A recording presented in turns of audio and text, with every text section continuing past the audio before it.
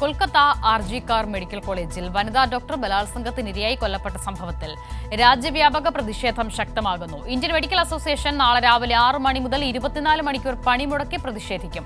ദില്ലി, മുംബൈ, ഹൈദരാബാദ്, ഭോപ്പാൽ, ബംഗളൂരു തുടങ്ങിയ വിവിധയിടങ്ങളിൽ റെസിഡന്റ് ഡോക്ടർമാർ പ്രതിഷേധ മാർച്ചും ധർണയും നടത്തി.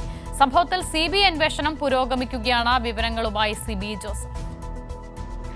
അസിത, കൊൽക്കത്തയിൽ വനിതാ ഡോക്ടർ കൊല്ലപ്പെട്ട സംഭവത്തിൽ രാജ്യവ്യാപകമായ പ്രതിഷേധം ഉയരുകയാണ്. റെസിഡന്റ് ഡോക്ടർമാരുടെ നേതൃത്വത്തിലാണ് രാജ്യവ്യാപകമായ പ്രതിഷേധം നടന്നത്. ഇന്നിപ്പോൾ മുംബൈയിലും ദില്ലിയിലും അതോടൊപ്പം തന്നെ കൊൽക്കത്തയിലും ഹൈദരാബാദിലും ബംഗളൂരു അടക്കമുള്ള വിവിധ സംസ്ഥാനങ്ങളിൽ മെഡിക്കൽ വിദ്യാർത്ഥികൾ കരിദിനം ആചരിക്കുകയും പ്രതിഷേധിക്കുകയും ചെയ്തു.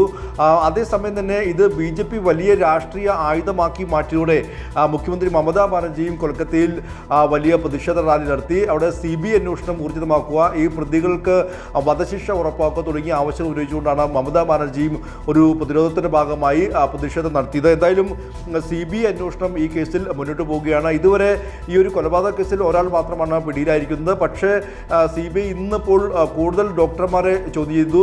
പ്രത്യേകിച്ച് 4 PG ട്രെയിനി ഡോക്ടർമാരെ ചോദ്യം ചെയ്തു. അതുകൂടാതെ ഈ ക്രൂരത്വം നടക്കുമ്പോൾ ഈ ആർജിക്കർ മെഡിക്കൽ കോളേജിലെ പ്രിൻസിപ്പലായിരുന്ന സന്ദീപ് ഘോഷലിനെയും ഇന്നിപ്പോൾ ചോദ്യം ചെയ്യുകയും ചെയ്തു. അതേസമയം തന്നെ ഈ സംഭവത്തിൽ വളരെ വലിയ പ്രതിഷേധവുമായി ഇപ്പോഴും ഡോക്ടർമാർ സംഘടന അടക്കമല്ല നിലയും മുന്നോട്ട് വന്നിരിക്കുകയാണ്. നാളെ ഇന്ത്യൻ മെഡിക്കൽ അസോസിയേഷൻ രാവിലെ 6 മണി മുതൽ ഞായറാഴ്ച രാവിലെ 6 മണി വരെ 24 മണിക്കൂർ നീണ്ട പണിമുടക്ക് സമരത്തിനും ആഹ്വാനം ചെയ്തിട്ടുണ്ട്.